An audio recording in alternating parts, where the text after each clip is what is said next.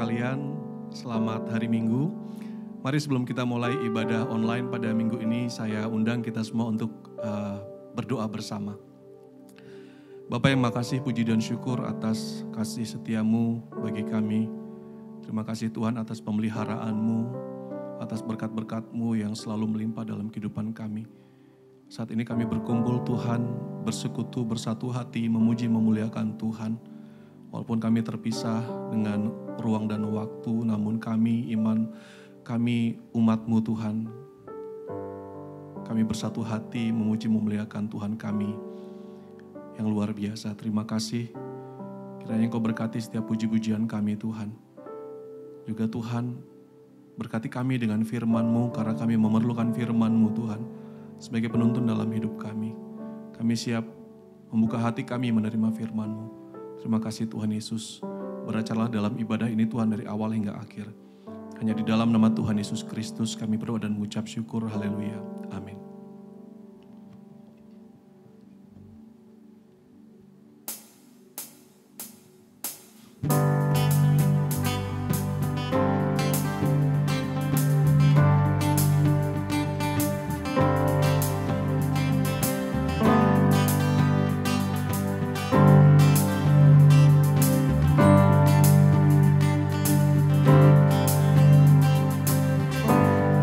Pujilah kali semesta, sumber segala kurnia.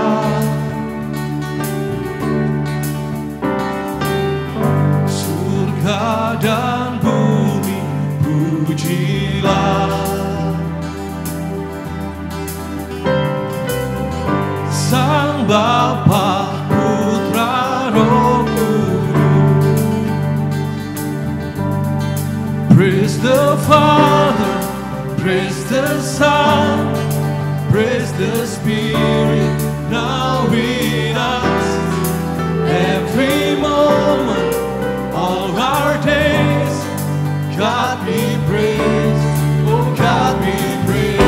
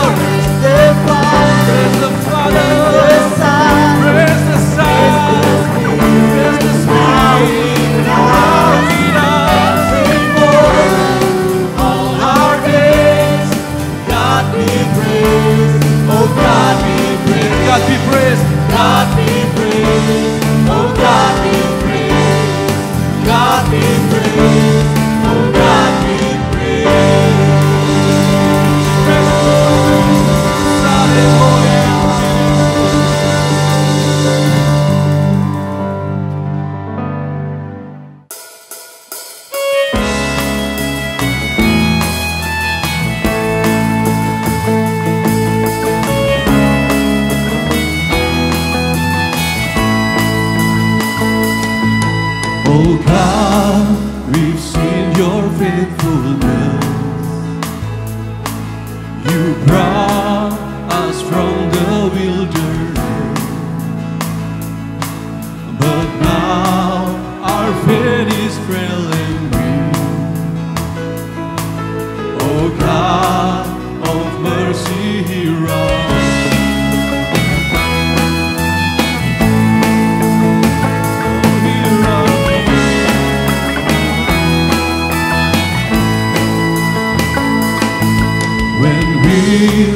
You comfort our distress. How long until the promised rest? We cry to you from deepest deep. Oh God of mercy, hear our plea. Abba Father, our Redeemer, this barren land, be our hope and strength until glory. We will trust and see. Abba Father, hear us. Oh, hear our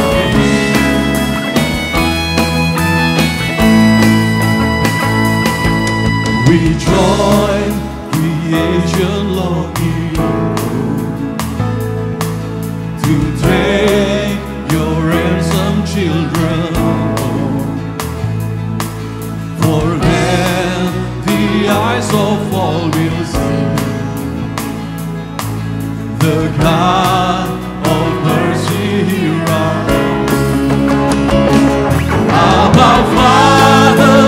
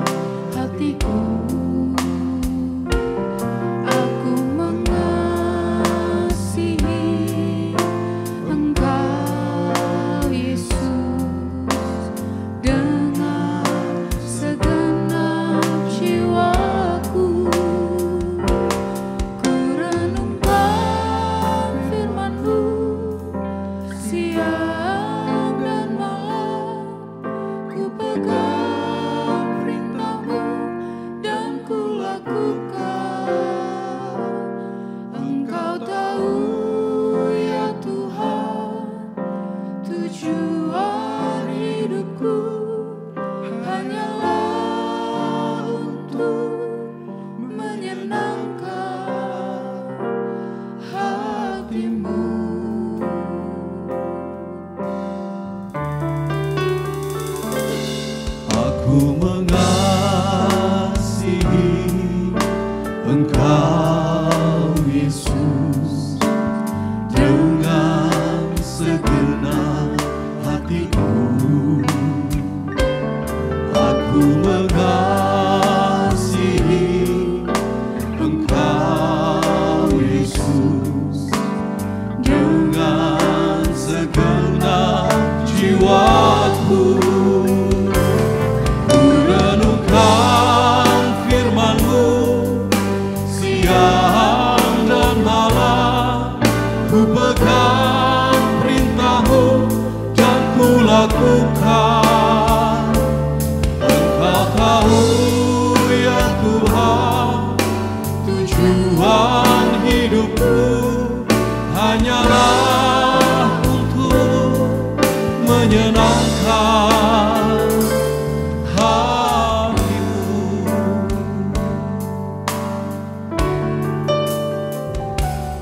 Aku mengasihi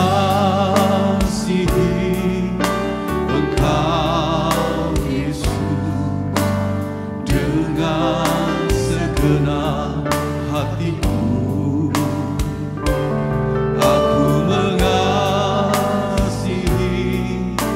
Engkau Yesus dengan segenap jiwaku. Ku renungkan firman-Mu siang dan malam, ku pegang perintah-Mu dan ku lakukan.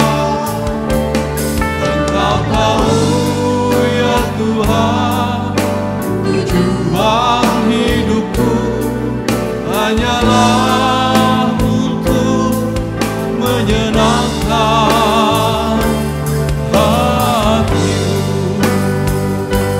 Mari kita sembah Tuhan.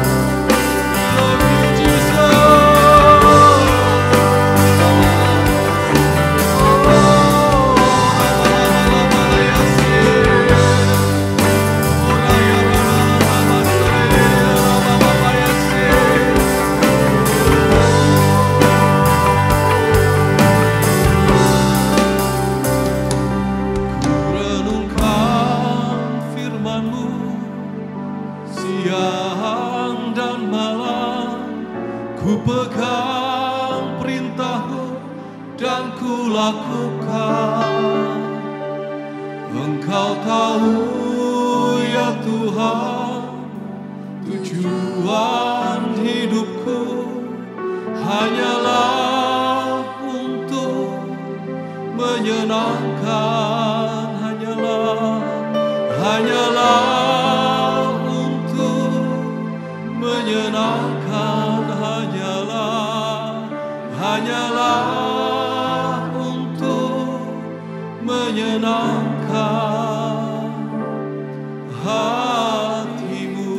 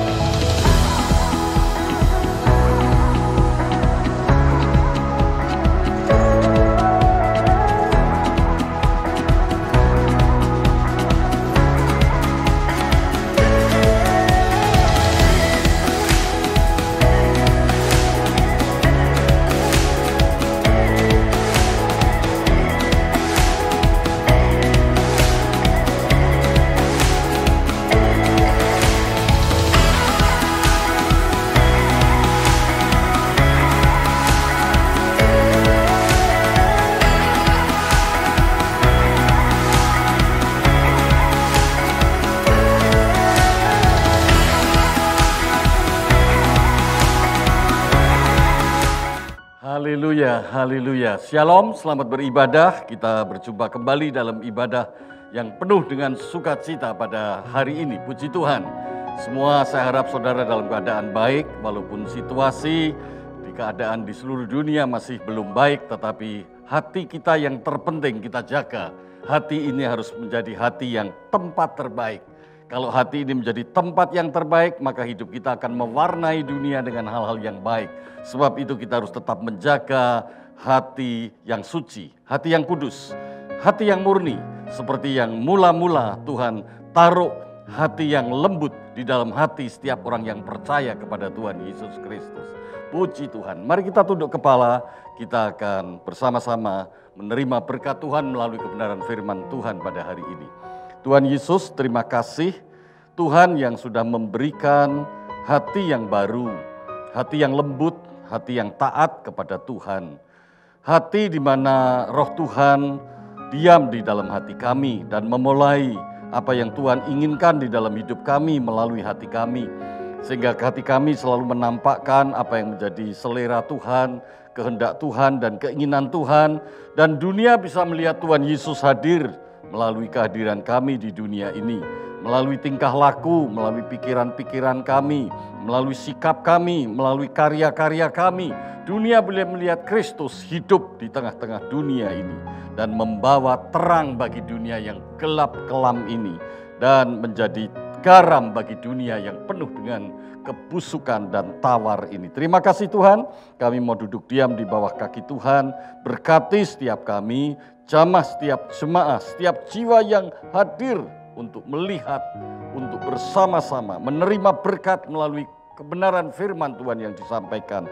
Jamah setiap hati yang lemah dikuatkan, yang susah Tuhan hiburkan, bahkan yang sakit dalam nama Yesus oleh kuasa bilur darah Yesus disembuhkan. Haleluya. Urapi dan berkati hamba-Mu, Kau pakai menjadi alat-Mu semata untuk menyatakan isi hati Tuhan. Dan kuasa Roh Kudus yang bekerja di tengah-tengah pekabaran kebenaran firman Tuhan ini. Dalam nama Yesus kami bersyukur, kami alaskan doa kami. Haleluya. Mari bersama katakan amin. Haleluya. Puji Tuhan. Kembali kita sampai pada minggu yang pertama di bulan yang ke-10. 10 bulan kita sudah melalui sepanjang tahun ini. Dan 2/3 dari 10 bulan ini, jadi kurang lebih 7 bulan. Kita hidup dalam kondisi pandemi COVID-19. Tetapi buat saya pribadi, saya tetap merasakan sukacita yang melimpah di tengah-tengah pandemi ini. Karena saya mempercayai hati saya dipenuhi oleh sukacita dari Tuhan. Puji Tuhan. Saudara, mari kita buka Alkitab kita akan merenungkan sebuah kebenaran firman Tuhan tentang purity heart, tentang hati yang murni, hati yang suci. Karena Tuhan Yesus waktu pertama kali mengajarkannya melalui khotbah di bukit mengatakan yang melihat Tuhan adalah hati yang suci, hati yang murni, hati yang kudus. Nah, Roh Tuhan diam di dalam batin kita. Roh Tuhan itu diam di dalam hati kita. Sehingga hati itu sebetulnya gambaran dari pusat kehidupan. Pusat berpikir saudara, pusat beremosi saudara, pusat berkeinginan saudara, itu pusatnya ada di hati. Artinya dilatar belakangi oleh suasana hatimu, dilatar belakangi apa yang ada di dalam hatimu. Puji Tuhan. Mari kita perhatikan sebuah kebenaran firman Tuhan di dalam Yehezkiel pasal 36 ayat 26 sampai 27. Demikianlah firman Tuhan. Kamu akan kuberikan hati yang baru dan roh yang baru. Perhatikan saudara, hati yang baru dan roh yang baru di dalam batinmu. Dan aku akan menjauhkan dari tubuhmu hati yang keras. Dan kuberikan kepadamu hati yang taat. Dan dari sini saudara bisa melihat bahwa kehidupan baru yang diciptakan oleh Tuhan melalui iman dalam Yesus. Karena Yesus sudah mati di kayu salib menanggung dosa kita. Dalam iman kepada Yesus, dosa kita sudah ditanggungnya dan dosa kita sudah diampuni. Dan oleh kuasa kebangkitannya, kita pun diberi kuasa bangkit dari hidup yang lama dan kita diberikan kehidupan yang baru. Puji Tuhan. Dan hidup yang baru ini dikatakan di dalam perjanjian lama, di dalam Yehezkiel 36, itu adalah suatu hati yang baru, suatu realita. Hati yang lama digantikan hati yang baru. Mana mungkin manusia menggantikan hatinya sendiri? Hanya Allah yang mampu menggantikan hati yang lama. Pasti punya alasan mengapa hati yang lama itu diganti yang baru. Yang jelas karena hati yang lama adalah hati yang tidak dapat menyenangkan Tuhan.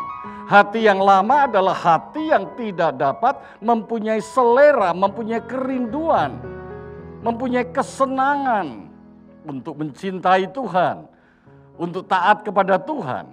Sebab itu dikatakan Tuhan sendiri yang menjanjikan kepada umat Allah pilihannya, kepada bangsa Israel, mereka akan diberikan hati yang baru dan roh yang baru. Saudara perhatikan, artinya hati itu adalah tempat utama untuk tinggalnya roh.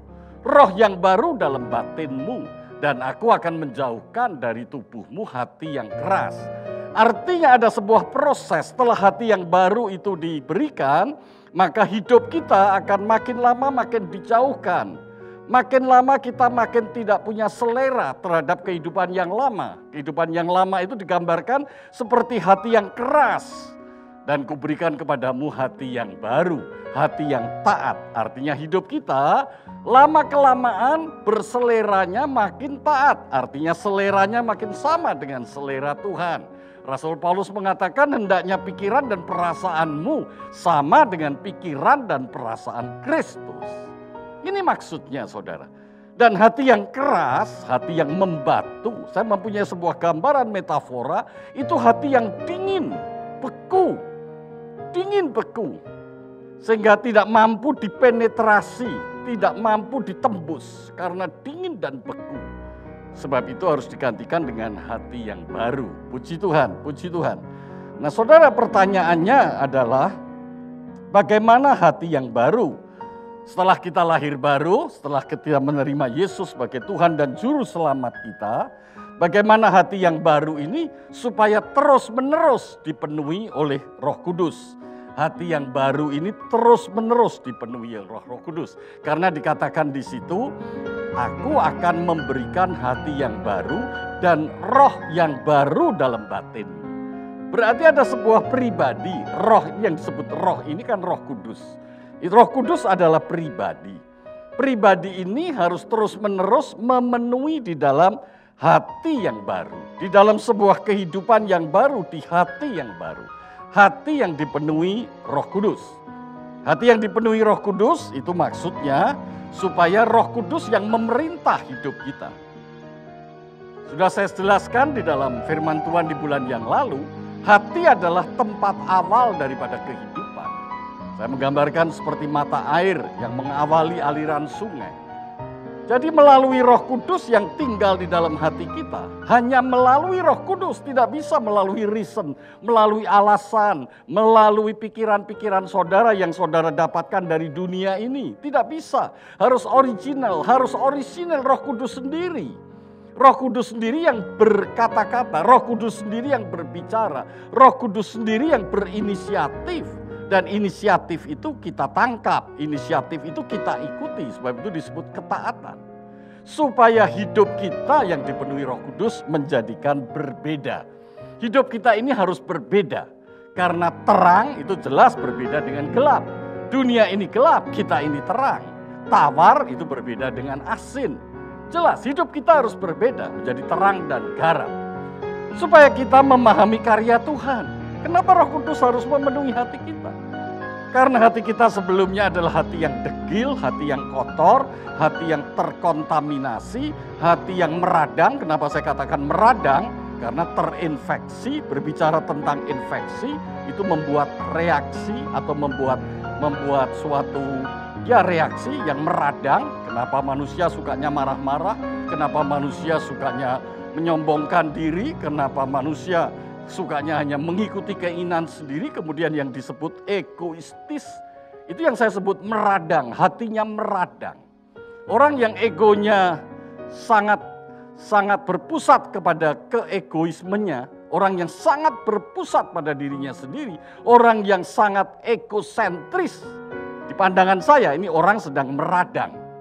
Yang meradang bukan telinganya, kalau telinga meradang, telinga itu keluar nanah. Keluar cairan yang berbau. Kalau mulut saudara meradang, mulutmu juga berbau. Kalau hatimu meradang, hidupmu juga membawa bau busuk kepada dunia ini. Hati yang meradang. Kenapa hatinya meradang? Karena tidak memahami karya Tuhan.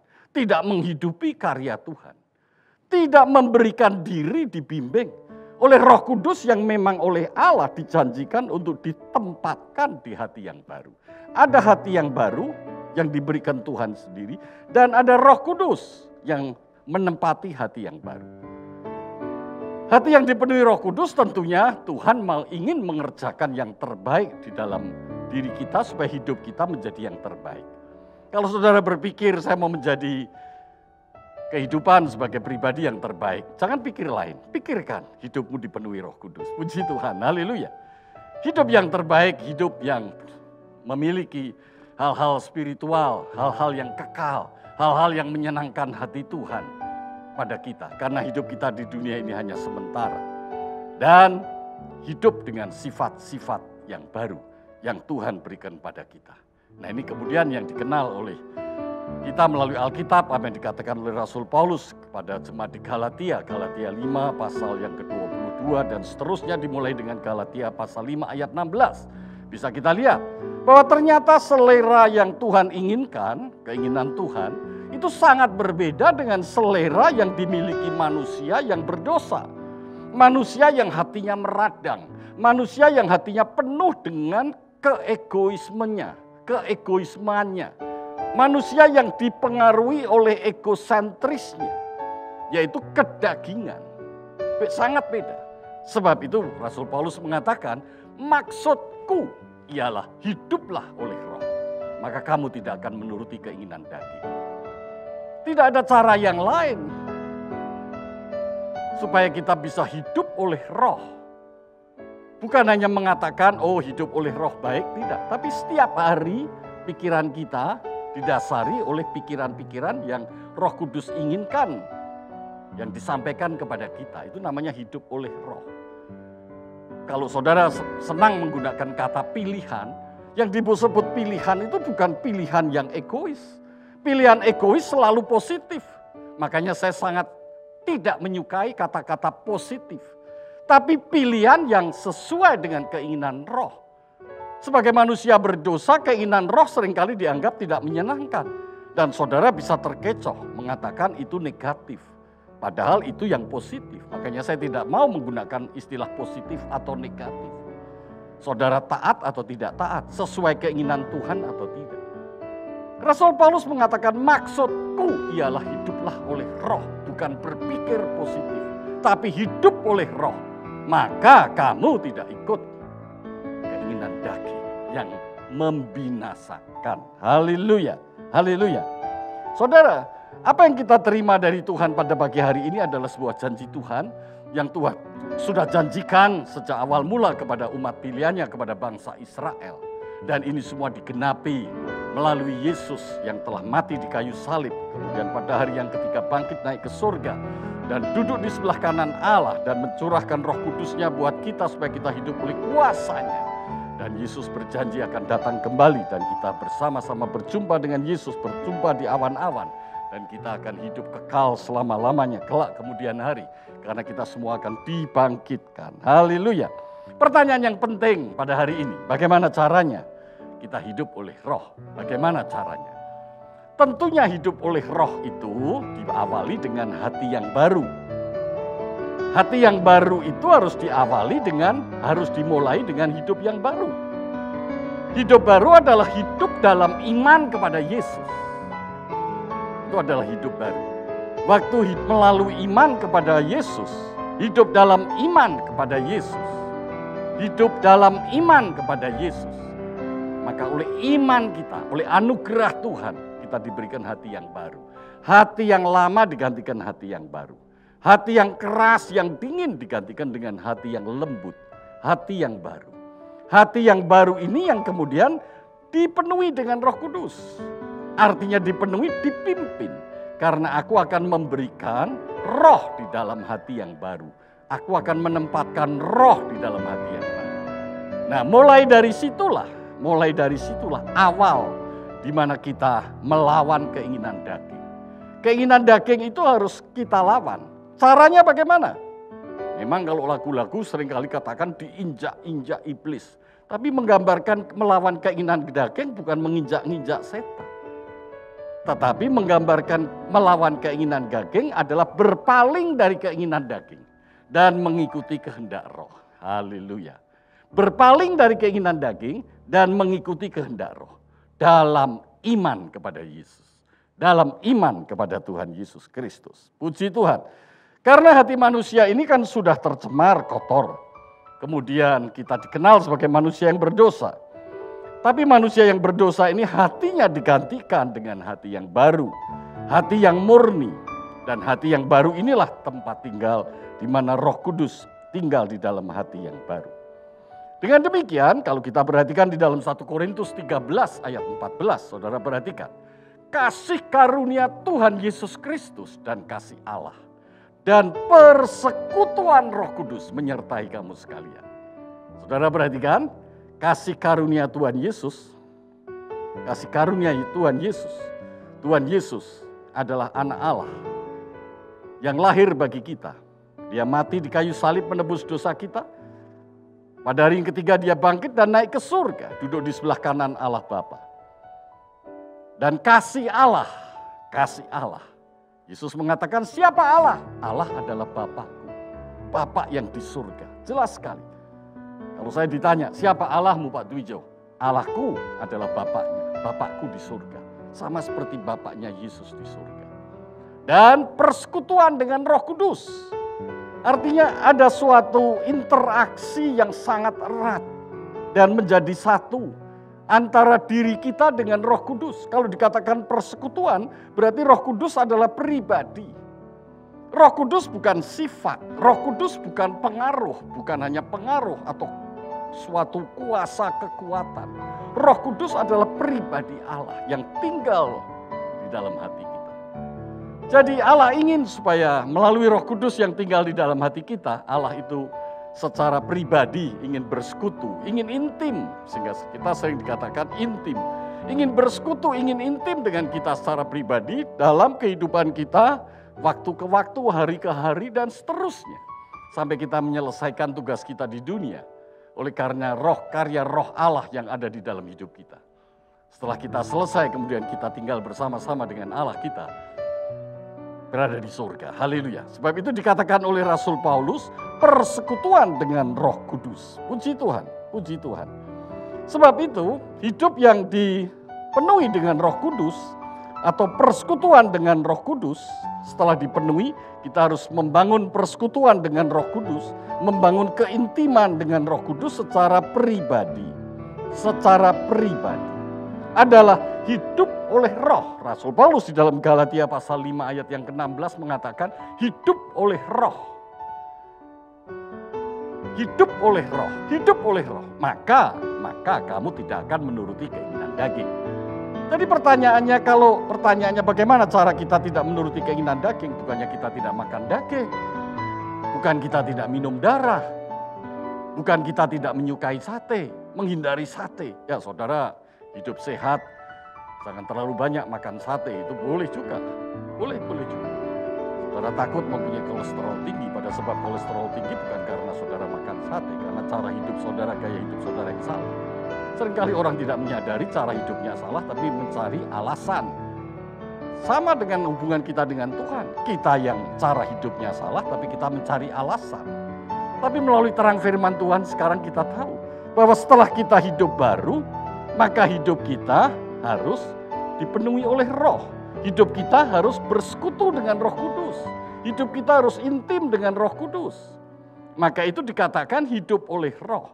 Waktu kita hidup oleh roh, waktu kita hidup dalam persekutuan dengan Roh Kudus, maka keinginan daging itu akan bertahap. Lama-lama kita tidak suka. Lama-lama kita tidak suka. Sehingga kita tidak lagi menuruti keinginan daging. Karena kita intim dengan Roh Kudus. Nah saudara, di dalam bahasa Inggris, kalau kita melihat terjemahan Alkitab berbahasa Inggris, yaitu NIV dikatakan walk by the Spirit. Jadi hidup oleh roh itu berjalan bersama-sama. berjalan dipimpin, gampangnya berjalan bergandengan tangan. Roh Kudus selalu memberikan bimbingan dan tuntunan bagi kita. Karena Roh Kudus itulah Parakletos. Karena Roh Kudus itulah yang memberikan kepada kita keinsyafan tentang kebenaran. Karena Roh Kudus itu yang menunjukkan kepada kita sesuatu yang salah. Nah, jadi berjalan bersama Roh Kudus, berjalan dipimpin Roh Kudus. Sehingga kita tidak mengikuti keinginan-keinginan daging. Di terjemahan Alkitab bahasa Inggris yang lain, di terjemahan Alkitab versi NLT dikatakan, so I say, let the Holy Spirit guide your life. Memimpin, silah berikan kesempatan sebesar-besarnya. Berikan dirimu dipimpin Roh Kudus. Maka, then you won't be doing what your sinful nature craves. Maka dengan demikian kita tidak lagi memiliki keinginan-keinginan yang berdosa, yang merupakan bawaan karena manusia ini berdosa, bawaan manusia berdosa. Jadi menghindari keinginan berdosa itu bukan cara dengan menjauhkan diri dari sesuatu yang dikatakan berdosa. Tetapi caranya dengan mendekatkan diri kepada Roh Kudus. Caranya dengan memberi diri dipimpin Roh Kudus. Biar Roh Kudus yang kemudian memimpin hidup kita, menolong hidup kita. Jadi saya bisa mengerti bahwa kalau kita hidupnya makin hari makin rohani, makin hari makin dewasa, itu 100% karena karya Roh Kudus. Bukan karena kuat dan gagah kita, tetapi karena kuat dan gagah Roh. Beri tepuk tangan buat Tuhan. Haleluya. Haleluya. Sebab jika tidak, maka keegoisan, kedagingan kita, itu yang akan selalu membawa hidup kita ke dalam semua jenis gaya hidup yang penuh dengan dosa. Nah, ada 4 hal. Yang pertama, hidup dalam persekutuan Roh Kudus. Yang pertama, di dalam Efesus pasal 4 ayat yang ke-30. Jangan mendukakan Roh Kudus. Ingat, yang pertama adalah jangan mendukakan Roh Kudus. Dalam Alkitab terjemahan NLT dikatakan, bring sorrow to God, Holy Spirit, by the way you live. Jadi artinya, cara hidup kita ini adalah cara hidup yang membuat kedukaan, kesedihan bagi Roh Kudus. Ingat, Roh Kudus adalah pribadi. Cara hidup yang seperti apa? Tentunya cara hidup yang tidak seperti Roh Kudus inginkan. Betul kan saudara? Roh Kudus selalu memimpin hidup kita. Kita tinggal memberi diri dipimpin. Tapi waktu kita tidak memberi diri dipimpin, maka kita mendukakan Roh Kudus. Nah, dikatakan mendukakan Roh Kudus itu don't break his heart. Artinya melukai hati Roh Kudus. Melukai hati Roh Kudus. Tidak menyenangkan Roh Kudus. Saya mendapatkan satu pemahaman, Roh Kudus itulah pribadi yang paling tahu tentang hidup kita, tentang diri kita. Paling cocok, paling intim di dalam hidup kita. Yang pertama, yang kedua. Yang kedua di dalam Efesus yang kedua adalah di dalam 1 Tesalonika pasal 5 ayat yang ke-19. Kalau yang pertama tadi jangan mendukakan Roh Kudus. Yang kedua, jangan memadamkan Roh Kudus. Rasul Paulus kepada jemaat Tesalonika mengatakan, janganlah padamkan roh. Bulan yang lalu saya mengatakan, saudara pilih mana? Pilih mendukakan Roh Kudus atau pilih memadamkan Roh Kudus? Coba saudara renungkan. Nah, minggu ini kita mendapatkan jawabannya dari Alkitab. Ternyata dua-duanya jangan kita pilih. Kita harus selalu menyenangkan Roh Kudus, tidak mendukakan Roh Kudus, mengikuti Roh Kudus. Maka yang kedua, kita juga tidak memadamkan roh. Memadamkan itu artinya extinguish, put out the fire. Artinya apinya itu dipadamkan, dihilangkan. Artinya pengaruh Roh Kudus, karya Roh Kudus, keinginan Roh Kudus, pikiran-pikiran Roh Kudus. Itu diabaikan, mengabaikan. Saudara, contohnya bagaimana sih mengabaikan pikiran Roh Kudus? Contohnya mudah sekali. Misalnya saja saudara mau berangkat ke gereja, terus ada sesuatu yang menghalangi saudara. Saya tidak usah sebut sesuatu yang menghalangi, tentunya 1001 macam. Terus saudara menyerah. Padahal Roh Kudus katakan, sebaiknya engkau tetap berangkat ke gereja. Saudara dengan segala alasan sesuai rasio logika saudara, sesuai fakta apa yang saudara lihat, seringkali orang mengatakan pakai fakta dong, pakai fakta dong. Saya pikir-pikir fakta mengaburkan pekerjaan Roh Kudus kalau saudara terlalu sering pakai fakta. Kecuali saudara hidupnya taat sama Roh Kudus, maka fakta itu adalah meneguhkan sesuai dengan kehendak Roh Kudus. Nah, waktu saudara mengatakan begitu, saudara tidak jadi berangkat ke gereja. Itu kalau urusan ke gereja. Begitu pula soal pelayanan. Saudara tahu, sebagai orang yang harus membalas cinta Tuhan, saudara yang digerakkan oleh kasih Tuhan, maka saudara rela untuk taat dengan segala pengorbanan. Tetapi oleh karena satu dan lain hal, banyak sekali halangannya. Mungkin mengatakan waktu, mungkin mengatakan uang, mungkin kemalasan, mungkin saudara mempersalahkan masa lalu. Saya tidak pernah dididik oleh ayah saya dengan baik, oleh ibu saya dengan baik. Saya mempunyai teladan yang tidak baik dan sebagaimana alasannya. Mungkin perasaan saya kecewa dan sebagainya. Tetapi Roh Kudus selalu memberikan yang terbaik, selalu memberikan kekuatan.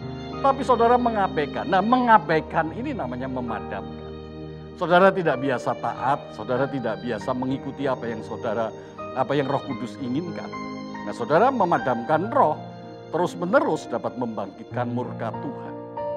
Jadi dengan kata lain, memadamkan roh tentunya diawali dengan mendukakan roh. Mendukakan roh, kemudian berlanjut dengan memadamkan roh. Nah, pada saat saudara mendukakan dan memadamkan roh, di situ saudara melakukan sikap yang melawan atau tidak taat kepada Tuhan. Saudara tidak memberi izin sepenuhnya kepada Roh Kudus untuk memenuhi hati saudara, untuk mempengaruhi cara berpikir saudara, termasuk cara membuat keputusan, untuk mempengaruhi selera, keinginan, desire, apa yang membuat saudara suka, apa yang membuat saudara senang. Itu namanya motivasi. Dan untuk mempengaruhi emosi saudara juga. Karena hati itu pusat pikiran, pusat emosi, pusat motivasi, pusat keinginan. Sebab itu kita harus mendisiplinkan, membiasakan, mengikuti apa yang Roh Kudus inginkan di dalam hidup kita. Saudara, yang berikutnya. Yang ketiga, saudara. Yang pertama tadi apa, saudara? Yang pertama tadi, jangan mendukakan Roh Kudus. Yang kedua, jangan memadamkan Roh Kudus. Dan kemudian yang ketiga, di dalam Efesus pasal 5 ayat yang ke-18. Janganlah kamu mabuk oleh anggur, karena anggur menimbulkan hawa nafsu. Tetapi hendaklah kamu penuh dengan roh. Hawa nafsu itu merepresentasikan kedagingan. Orang yang mengumbar, orang yang mengikuti kedagingan digambarkan seperti orang yang mabuk. Mabuk oleh anggur. Dan dikatakan, hendaklah kamu penuh dengan roh. Penuh dengan roh. Apa maksudnya penuh dengan roh? Hendaklah kamu memberi penuh dengan roh. Penuh dengan roh adalah memberi izin kepada Roh Kudus. Roh Kudus bukan seperti kita suka serampangan aja, gedor-gedor pintu. Kalau gedor pintu, pintunya nggak buka, pintunya kita jebol. Bukan begitu dong. Roh Kudus lembut. Pribadi Allah adalah lembut, penuh kasih. Nah, Roh Kudus mau masuk ke dalam hidup kita pun meminta izin. Padahal dia sudah ada di dalam hati kita. Minta izin. Maka kita pun harus mengizinkan. Nah, mengizinkan itu artinya merespon. Merespon, bukan pilihan lagi. Tapi merespon. Merespon Roh Kudus. Responnya adalah respon yang seperti dikehendaki Tuhan tentunya. Merespon Roh Kudus. Sehingga Roh Kudus leluasa memenuhi hati kita. Artinya leluasa memberikan arahan-arahan kepada pikiran kita. Leluasa mempengaruhi perasaan kita. Saudara mempunyai perasaan jengkel. Tapi karena Roh Kudus yang berkuasa atas hatimu, jengkelmu redup. Saudara akan mudah sekali melompati seperti tali orang lompat tali dari karet. Itu dulu waktu kecil saya suka main lompat tali dari karet. Makin lama makin tinggi saya bisa lompat tuh. Makin lama makin tinggi saya bisa lompat. Karena saya belajar dari lompatan paling rendah. Ini seperti waktu kita dipimpin Roh Kudus. Kita bisa melompati perasaan-perasaan yang menghalangi karena ada kemarahan, kejengkelan, kebencian, keiri hati. Sehingga kita bisa memahami orang lain. Sehingga kita bisa mengampuni orang lain. Sehingga kita bisa menerima kesalahan orang lain. Bukan menyetujui, menerima. Sehingga kita tetap bisa mempunyai relasi yang sehat dengan orang lain. Itu tidak semudah kita melakukan dengan mengubah cara pandang kita seperti yang dilakukan oleh para konselor dengan mengubah pandangan dengan teknik yang namanya cognitive behavior therapy. Tidak semudah itu. Walaupun cognitive behavior therapy itu teruji mempunyai manfaat untuk menolong orang depresi. Tetapi secara rohania, secara spiritual, yang harus dikelola adalah hati, bukan pikiran, tapi hati. Maka seorang rohaniwan harus membimbing orang untuk mampu mencerdaskan, istilahnya mencerdaskan, memberi keterampilan mengelola hati. Sedangkan para terapis, para konselor mungkin yang dikelola adalah pikiran, cara pandang, alasan-alasan yang bisa masuk akal. Tapi itu sangat terbatas untuk bisa membuat hidup kita menjadi makin dewasa secara rohani. Sebab itu saya menganjurkan pada para gembala, para konselor-konselor di gereja-gereja yang disebut konselor penggembalaan. Saudara-saudara kalau membimbing orang yang dikelola adalah hati daripada jemaat. Bagaimana jemaat itu mempunyai hati yang makin lama makin bersedia untuk dipimpin Roh Kudus. Menemukan keinginan Roh Kudus. Dasar daripada konseling penggembalaan adalah supaya seseorang yang namanya domba-domba jemaat itu menemukan keinginan Roh Kudus di dalam hidupnya. Menemukan kebenaran firman Tuhan. Memiliki insight kesadaran yang baru tentang kebenaran firman Tuhan. Kemudian memampukan untuk membuka hati, untuk mengikuti kehendak Tuhan. Maka dia bisa menerobos suatu halangan. Dan disitulah dia memperoleh suatu insight baru yang membawa pada kehidupan yang lebih dewasa lagi. Sehingga kedagingannya makin lama makin rendah, kerohaniannya, kedewasaan rohaninya makin lama makin tinggi. Jadi seseorang menjadi dewasa bukan menghindari kedagingan, tetapi prioritasnya adalah taat sama Roh Kudus. Waktu seseorang taat sama Roh Kudus, maka dengan sendirinya kedagingan itu makin lama makin rendah. Maka kerohanian saudara, apa yang menjadi keinginan Tuhan makin lama makin tinggi. Kedewasaan saudara makin lama makin tinggi. Kristus yang makin lama makin tinggi di dalam hidup saudara. Diri saudara makin lama makin rendah.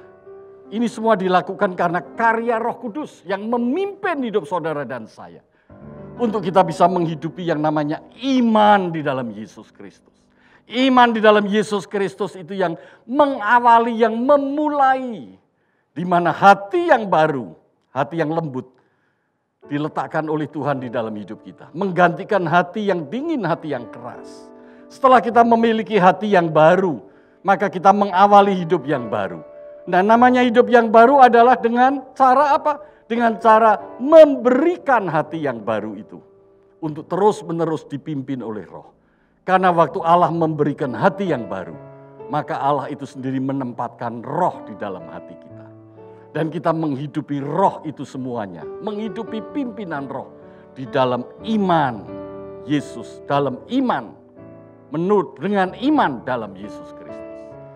Saya percaya jemaat GBFLC akan terus bertumbuh. Makin hari makin dewasa. Makin hari makin menyukakan Tuhan. Kerohaniannya makin hari makin meningkat. Kedagingannya makin hari makin kecil. Saya percaya Tuhan akan pakai hidupmu. Karena Roh Kudus yang berkuasa penuh di dalam hati. Dan itu mempengaruhi segala pikiranmu. Mempengaruhimu dalam berinteraksi dengan realita dunia yang ada. Sehingga realita baru yang saudara akan lihat. Akan mempengaruhi selera-seleramu. Akan mempengaruhi perasaan-perasaanmu. Kerinduan-kerinduanmu. Dan akan mempengaruhi seluruh gaya hidupmu. Dan bagaimana cara merespon hidupmu di dalam hidup dia menghadapi hari-hari ini. Dan Tuhan pasti memakai hidup saudara dengan leluasa. Khususnya di masa-masa yang sulit ini. Hidupmu tetap menjadi berkat. Life to be blessed. Tuhan memberkati saudara sekalian. Mari kita tunduk kepala, kita siapkan hati kita untuk masuk dalam perjamuan kudus. Dan kita akan menyambut perjamuan kudus dengan hati yang baru. Hati yang penuh sukacita karena Roh Kudus yang menguasai seluruh kehidupan kita. Puji Tuhan, puji Tuhan. Mari saudara dan keluarga siapkan hatimu. Mari kita bangkit berdiri. Kita Kita tunduk kepala dan kita berdoa. Tuhan Yesus, terima kasih kami telah mendengarkan firman Tuhan. Tuhan ingatkan kami begitu besar akan kasih Allah. Allah membuat suatu perjanjian kepada kami, kepada bangsa Israel pada awal mula, dan kepada kami yang memiliki iman dalam Yesus, bahwa Tuhan yang telah mengubahkan hidup kami dalam iman kepada Yesus menjadi hidup yang baru. Sebuah kehidupan yang diawali dengan hati yang baru, yang Tuhan telah taruh dalam hati hidup kami, dalam diri kami. Hati yang baru menggantikan hati yang lama, hati yang keras, hati yang dingin, hati yang tidak peduli kepada Allah, hati yang sulit ditembus oleh keinginan Allah, hati yang selalu melawan, hati yang selalu memberontak, hati yang penuh kedengkian, hati yang penuh kedegilan, hati yang penuh dengan kesombongan. Oh, terima kasih Tuhan, berikan kepada kami hati yang baru, hati di mana Tuhan menaruh roh-Mu di dalam hati kami, dan Roh Kudus yang terus-menerus memenuhi hati kami. Kami perlu terus-menerus bersekutu intim dengan Roh Kudus. Terima kasih Tuhan, terima kasih. Terima kasih Tuhan, terima kasih. Terima kasih, terima kasih, terima kasih Tuhan. Mari saudara, terima kasih Yesus. Kami bersyukur di dalam nama Tuhan Yesus Kristus. Haleluya. Amin. Mari saudara, kita siapkan hati kita. Mari kita undang untuk mengangkat roti dengan tangan kananmu dengan tinggi-tinggi, dan demikianlah firman Tuhan. Sebab apa yang telah kuteruskan kepadamu telah kuterima dari Tuhan, yaitu bahwa Tuhan Yesus pada malam waktu ia diserahkan mengambil roti, dan sesudah itu ia mengucap syukur atasnya. Ia memecah-mecahkannya dan berkata, inilah tubuhku yang diserahkan bagi kamu, perbuatlah ini menjadi peringatan akan aku. Bukankah roti yang dipecah-pecahkan adalah persekutuan dengan tubuh Kristus? Mari kita bersama-sama makan. Dalam nama Tuhan Yesus Kristus. Haleluya. Haleluya.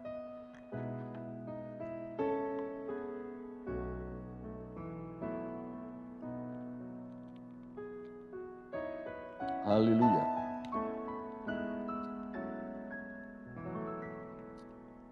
Mari saudara, kita angkat cawan tinggi-tinggi. Demikian juga ia mengambil cawan sesudah makan lalu berkata, cawan ini adalah perjanjian baru yang dimeteraikan oleh darahku. Perbuatlah ini setiap kali kamu meminumnya menjadi peringatan akan aku. Puji Tuhan. Haleluya. Bukankah cawan pengucapan syukur yang atasnya kita ucapkan syukur adalah persekutuan dengan darah Yesus? Mari kita bersama-sama katakan amin, amin, amin. Mari kita bersama-sama minum dalam nama Yesus.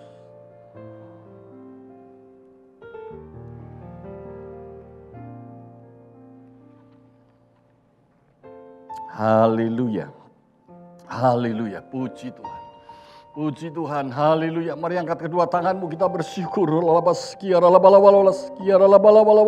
Terima kasih. Terima kasih. Terima kasih buat kasih-Mu yang ajaib dan luar biasa. Terima kasih buat anugerah-Mu. Tuhan memberikan pada kami hati yang baru. Tuhan menempatkan Roh-Mu di dalam hati kami, dan Roh-Mu bersekutu dengan kami, memimpin hidup kami. Haleluya, puji Tuhan. Haleluya. Terima kasih, terima kasih Tuhan. Terima kasih. Engkau memberikan hati kami yang hati yang lembut, hati yang taat, hati yang dimampukan untuk mengikuti pimpinan Roh Kudus. Oh, terima kasih Tuhan, terima kasih. Hati yang membawa kepada kami kehidupan sementara di dunia ini menjadi hidup seperti apa yang Tuhan inginkan. Dan Tuhan dengan leluasa memakai hidup kami. Sebagaimana Kristus yang datang ke dunia ini untuk mencari orang-orang yang berdosa. Untuk mencari orang-orang yang terhilang. Untuk mencari orang-orang yang lemah. Untuk mencari orang-orang yang sakit. Untuk mencari orang yang terbelenggu. Untuk mencari orang-orang seperti domba yang tersesat. Dan Kristus datang ke dunia ini untuk membebaskan mereka. Melepaskan mereka. Memberikan jalan bagi mereka. Jalan kehidupan yang kekal. Sebab Kristus adalah jalan hidup dan kebenaran. Terima kasih Tuhan, terima kasih. Sebab itu pakai hidup kami menjadi berkat bagi banyak orang. Pakai hidup kami menjadi teladan bagi banyak orang. Pakai hidup kami Tuhan, untuk bisa membawa banyak orang menemukan Tuhan dalam arti yang sebenarnya dan sesungguhnya. yang memberikan jalan hidupnya dan keselamatan bagi kami. Terima kasih bagi saudara-saudara yang ada di rumah maupun di mana saja yang hari ini mau kembali membuat komitmen baru, atau bagi saudara yang pertama kali mendengar berita Injil ini bahwa Yesus datang ke dunia mencari saudara. Yesus datang ke dunia mencari orang berdosa. Yesus datang ke dunia untuk membebaskan setiap orang dari belenggu dosa. Yesus datang ke dunia ini untuk memberikan hati yang baru buat saudara dan saya. Saudara boleh angkat tangan, taruh tangan saudara di bagian dada kiri saudara. Dan sekarang juga saudara mengatakan, Tuhan Yesus, aku membuka hati kami dan menerima Yesus sebagai Tuhan dan Juru Selamat. Terima kasih kami telah menerima hati yang baru. Terima kasih Roh-Mu ditempatkan di dalam hati kami. Dan mulai hari ini kami akan menghidupi menurut pimpinan dan persekutuan hidup di dalam Roh Kudus, sambil menanti kedatangan Yesus kedua kali. Haleluya. Mari semua bersama katakan, amin.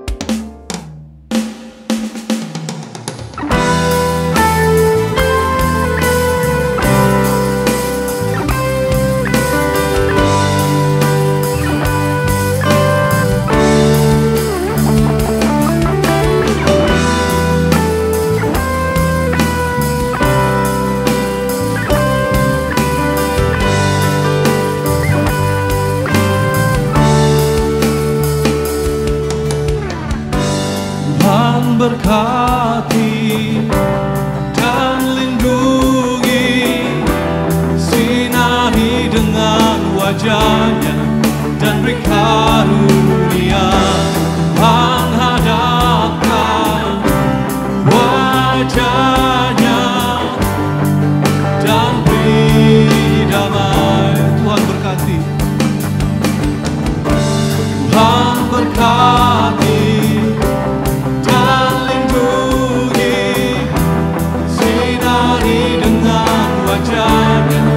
dan beri karunia. Tuhan hadapkan wajahnya dan beri damai.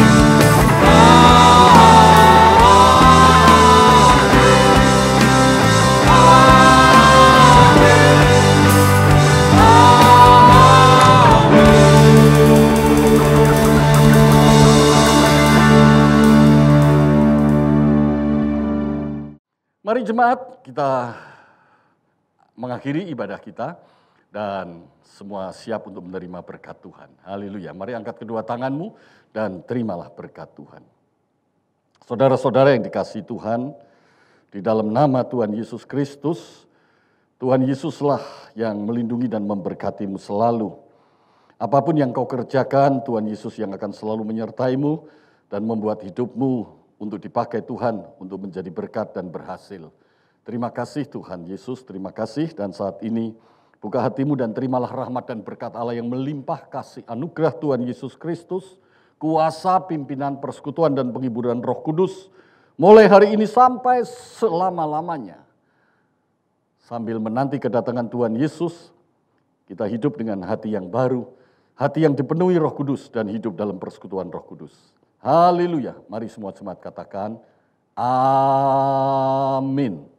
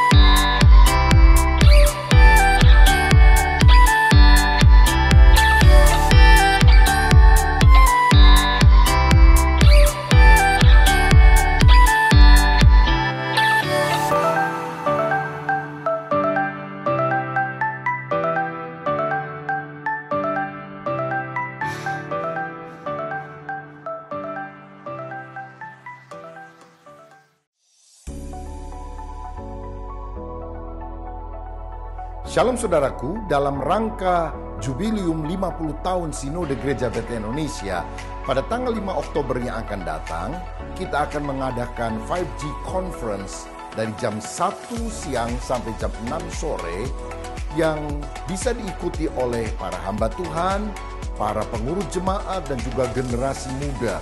Para hamba-hamba Tuhan yang diurapi akan menyampaikan di dalam sesi umum dan juga di dalam workshop hal-hal yang sangat berguna bagi kita sekalian, dan ini terbuka untuk denominasi apapun juga.